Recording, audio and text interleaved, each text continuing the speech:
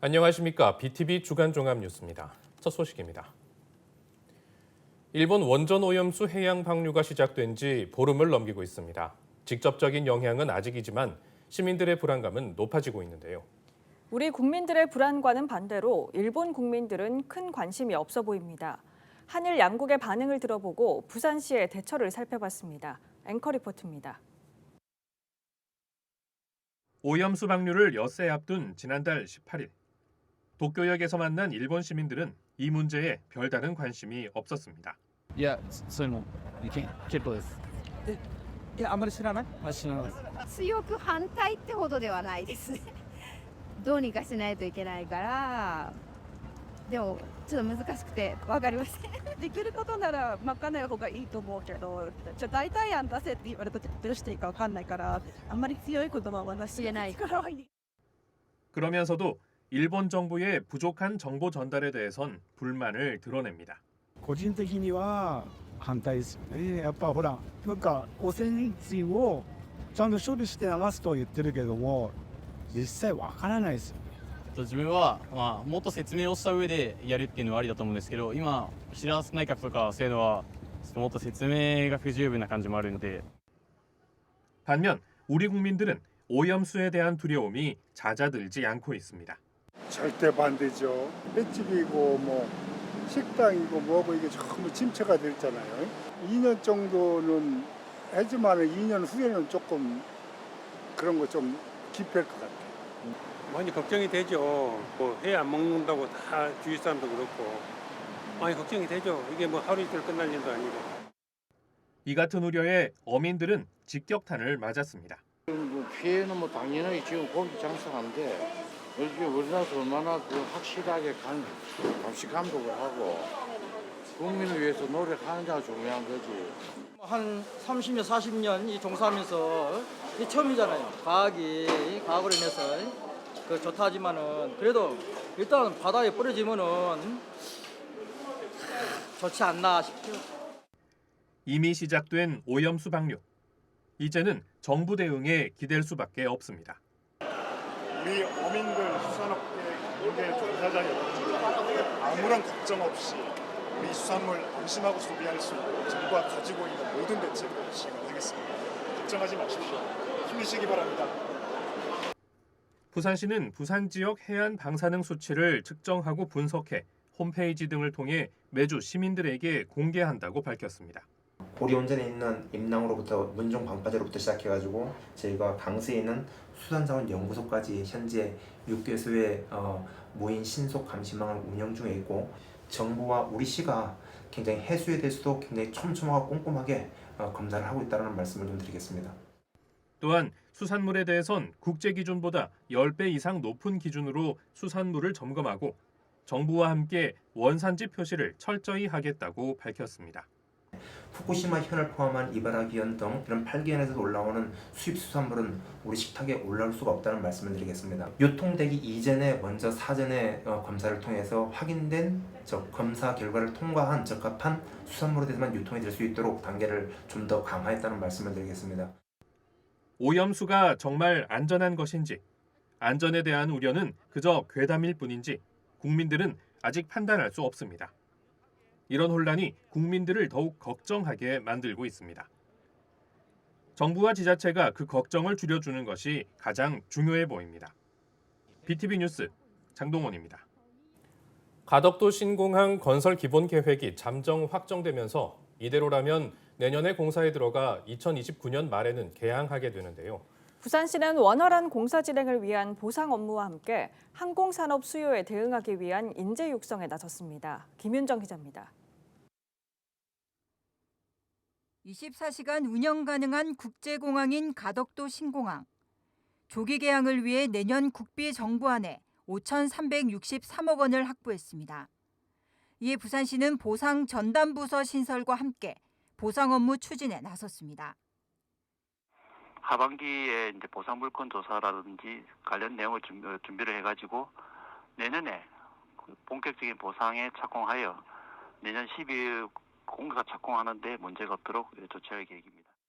또 부산시가 제시한 가덕도 신공항 관련 산업 청사진 가운데 하나는 항공 분야 인재 육성입니다. 신공항 조기 개항을 기반 삼아 항공기 유지 보수, 정비 등 항공 분야 인재를 부산이 직접 키운다는 겁니다. 먼저 특성화 고등학교인 서부산 공업고를 2024년 부산 항공고등학교로 전환하기로 했습니다. 기존 항공산업의 미래 항공산업 인재 수요를 고려한 항공 특성화 대학 지정 등 대학 지원 체계 방향도 제시할 계획입니다. 부산이 직접 키운 항공 전문 인재들이 지역 항공산업을 이끌어 나갈 수 있도록 선순환 생태계 구축에 나섰습니다. 또한 가덕도 신공항을 통한 공항 경제권 활성화와 공항 복합도시 조성도 속도를 낼 전망입니다. 부산의 그 항공 산업을 어떻게 장기적으로 이끌어 나갈 건지, 항공 클러스터 그리고 대한항공 그 테크센터를 앵커 기업으로 해서 기획 사업이라 그러죠. 그런 것 몇 가지 좀 준비하고 있습니다. 가덕도 신공항으로 지역 항공산업은 비약적으로 도약할 수 있는 계기가 됐습니다. 지역의 미래가 걸린 신공항 연계 사업들에 대한 보다 철저한 준비가 절실합니다. BTV 뉴스 김윤정입니다. 최근 개인이 온라인 등을 통해 전자제품을 해외에서 직접 구매하는 일이 흔해졌습니다. 하지만 해외 직구한 지 1년이 안 된 전자제품을 중고 거래할 경우 전파법 위반으로 처벌받을 수 있어 주의가 필요합니다. 박재한 기자입니다. 태블릿 PC와 스마트폰, 블루투스 이어폰 등 해외 직구로 구매한 전자제품을 판매한다는 게시글입니다. 해외에서 적합성 평가를 받지 않은 전자제품을 반입 후 1년 안에 판매하면 전파법 위반으로 3년 이하의 징역 또는 3천만 원 이하의 벌금에 처해질 수 있습니다. 부산 전파관리소에서 지난해 부산과 경남 지역 중고거래 사이트를 단속한 결과 63건이 적발됐습니다. 적합성 평가란 방송통신 기자재에 대해 정부가 제품의 안정성과 신뢰성을 보증하는 제도이고, 스마트폰이라던가 블루투스 이어폰 등 방송통신 기자재는 적합성 평가를 받아야 하고 제품에 인증 표시를 부착하여 판매해야 합니다. 2018년부터 지난해까지 5년 동안 해외 직구 이용자와 구매 건수는 각각 3배가 늘었습니다. 구매액도 지난해 47억 달러, 우리 돈으로 6조 2천억 원에 달해 매년 최고액을 경신했습니다. 정부는 지난해부터 개인 사용 목적으로 해외 직구한 전자제품에 대해 반입 후 1년이 지났다면 적합성 평가를 면제받은 것으로 간주하고 판매가 가능하도록 했습니다. 반입 1년 이후 재판매를 하더라도 적합성 평가가 면제됐다는 사실을 증명할 수 있어야 합니다. 해외 직구로 구입한 태블릿 PC를 중고거래 사이트에 재판매하여 전파법을 위반하는 사례가 발생하고 있는데, 개인이 해외에서 반입한 전자제품은 1년이 경과해야 판매할 수 있습니다. 그렇지 않으면 전파법으로 처벌받을 수 있고, 그렇기 때문에 주의해야 합니다. 특히 아직 국내에 출시되지 않은 전자기기 등을 들여와 재판매할 경우 더욱 주의가 필요합니다. BTV 뉴스 박찬입니다. 수영구의 어린이 전용 풋살장이 문을 열었습니다. 수영구 국민체육센터 건물 야외에 마련됐는데 올가을 어린이집이나 유치원 등의 운동회장으로 활용이 기대됩니다. 김석진 기자의 보도입니다. 수영구 국민체육센터 건물 위 빈 마당이었던 곳에 풋살장이 들어섰습니다. 바닥은 인조 잔디가 깔려 있고 골대와 의자 등이 설치됐습니다. 부산의 공공기관에서 운영하는 체육시설 중 어린이나 유아를 위한 전용 풋살장을 만든 곳은 이곳이 처음입니다. 어린이 전용인 만큼 모든 시설물엔 안전장치가 마련됐습니다. 철제 골대와 의자는 바닥에 고정돼 있고 외벽 등 시설물엔 충격 흡수 시설이 부착돼 있습니다. 또 인조잔디와 바닥 탄성재는 모두 친환경 제품입니다. 수영구는 10이 약 10억 원으로 900제곱미터의 면적의 풋살장 2면을 만들었습니다. 다목적 체육관이나 실내 체육시설은 성인도 이용 가능하고 어린이들도 이용 가능하지만 성인분들은 성인이나 청소년들은 학교 체육시설이나 다양한 곳에서 뛰어놀 수 있고 건강을 유지할 수 있지만 우리 유아나 어린이, 초등학교 어린 저학년들은 이런 공간이 특별히 마련이 되어 있지 않으면 즐겁게 뛰어놀 수 있거나 건강을 유지할 수 있는 공간이 부족해서 풋살장을 이용하려면 국민체육센터로 예약하면 됩니다. 이용 대상은 어린이집 원화부터 초등학교 2학년까지 가능합니다. 풋살장엔 조명이 없어 이용 시간이 제한적입니다. 평일은 오전 9시부터 오후 6시까지, 토 일요일은 오후 4시까지입니다. 이용료는 시간당 24,000원으로 두 면을 모두 쓸 수 있습니다. 국민체육센터는 풋살뿐만 아니라 모든 놀이 활동이 가능한 야외 운동장으로 많은 어린이들이 이용하길 기대하고 있습니다. BTV 뉴스 김석진입니다. 텃밭에서 식물을 키우는 활동이 우울증과 분노 조절 장애 치료에도 도움이 된다고 합니다. 때문에 치유 농업에 대한 관심이 높아지고 있습니다. 김윤정 기자입니다. 요즘 텃밭 가꾸기 매력에 푹 빠진 74살 송창수 어르신. 눈노화 방지에 효과가 있다고 알려진 메리골드 꽃에도 관심이 많아졌습니다. 실버 세대를 위한 치유 농업 프로그램을 통해 몸도 마음도 안정을 찾았습니다. 너무 좋습니다. 너무 좋아요. 예.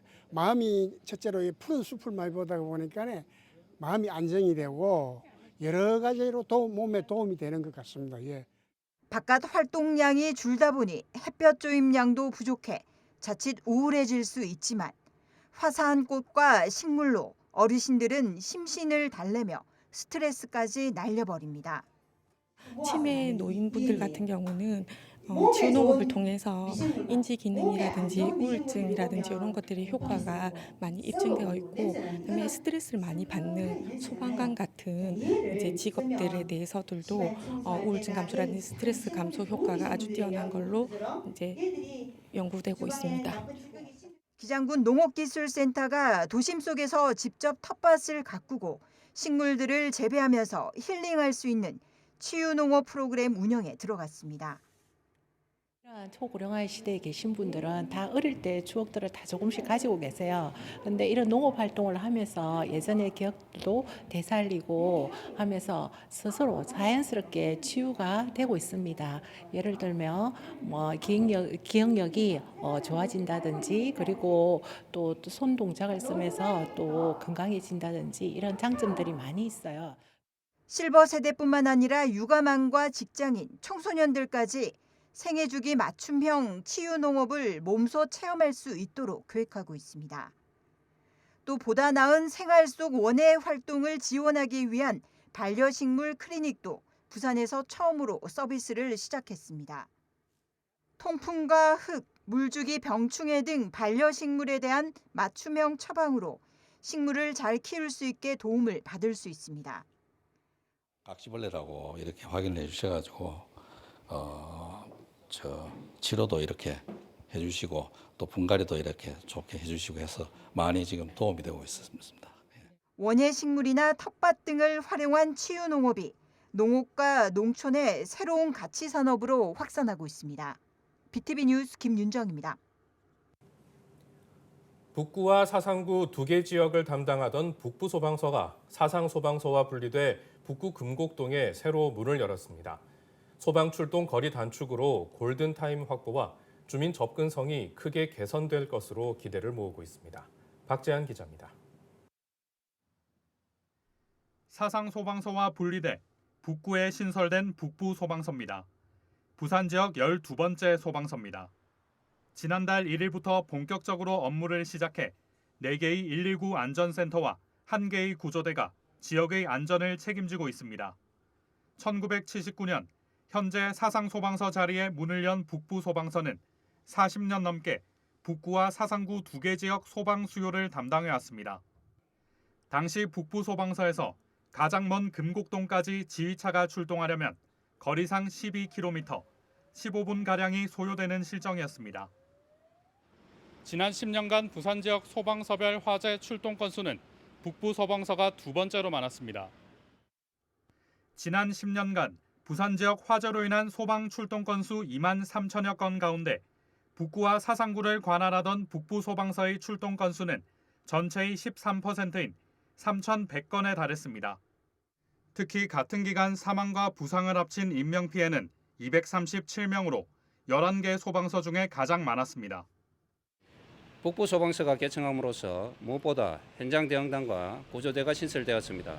북구는 특히 대단지 아파트 등이 밀집한 주거 지역으로서 지역 특성에 맞는 현장 대응과 각종 민원 업무 처리 등 보다 주민 밀착된 소방 서비스 제공에 도움이 될 것입니다. 27만 북구민을 책임지는 소방서가 설치되면서 소방 출동 골든타임 확보와 그동안 민원 처리를 위해 사상구를 방문해야 했던 주민들의 불편 해소에도 기대를 모으고 있습니다. BTV 뉴스 박지한입니다. 어르신들에게 한 달에 한 번 맛있는 한 끼를 대접해오다 중단됐던 사상구 무료 중식 봉사가 3년 만에 다시 시작됐습니다. 코로나19 여파로 중단되거나 축소되면서 아쉬움이 컸던 만큼 이번 급식이 더욱 따뜻한 정을 나누는 장이 되고 있습니다. 박철우 기자가 다녀왔습니다. 앞치마를 두르고 음식 준비에 분주한 자원봉사자들. 코로나19로 중단됐던 사상구 노인복지관의 무료 중식 봉사가 3년 만에 재개됐습니다. 아직 점심 식사 시간은 멀었지만 식당 밖은 벌써부터 많은 어르신들이 기다리고 있습니다. 주방에선 각종 야채를 넣고 춘장과 함께 넣어 만든 소스가 완성되고 정성 가득 금방 만든 짜장면이 어르신들께 건네집니다. 짜장면이요 진짜로 맛있어요. 내가 여기 한 달, 두 달도 아니고 몇 개월을 갖다가 제가 여기까지 이용을 하고 사용을 해봤지만 진짜 맛있어요. 부산시 중식봉사 사상구 연합회는 매달 한 번꼴로 지역을 돌며 지역 주민들에게 짜장면을 제공하고 있습니다. 하지만 코로나19 여파로 중단되거나 축소되면서 아쉬움이 컸었는데 이번에 재개되면서 따뜻한 정을 나누는 장이 되고 있습니다. 베풀어 주니까 얼마나 고맙습니까. 진짜 한 대씩 먹고 가니까 너무 기분이 좋고요. 맛이 있고 없거나 한 먹고 나면 너무 기분이 좋습니다. 10년 넘게 이어지고 있는 사랑의 중식 봉사는 지역 대학의 후원 등 코로나 여파에도 관심은 끊이지 않았습니다. 10여 명에 이르는 자원봉사자들의 지속적인 활동도 큰 버팀목이 되고 있습니다. 기금이라도 좀 조성되면은 사상구 전체 많이 댕기면서 한 달에 뭐 2번이 아니라 뭐 4번 다 할 수 있는데 그런 쪽만 우리가 좀 되면은 꾸준히 하고 싶습니다. 중단되거나 축소되면서 긴 3년의 시간을 지나 다시금 이웃사랑에 나선 중식 나눔 봉사. 어르신들에게는 마음까지 따뜻해지는 든든한 한 끼가 되어주고 있습니다. BTV 뉴스 박철우입니다. 남구의회가 임시회를 열고 남구청이 제출한 2차 추경안을 심의합니다. 2차 추경안은 165억 원 규모로 생활 SOC 복합화 사업비가 중점 편성됐습니다. 김석진 기자의 보도입니다. 남구가 올 들어 두 번째 추가 편성한 예산은 165억 원입니다. 앞선 추경 예산과 비교해 2.44% 증액된 겁니다. 주요 사업으로는 어린이집 식판 소독 세척 지원 사업에 6천만 원, 우암동 주민 체력 단련장 이전에 5,400만 원을 편성했습니다.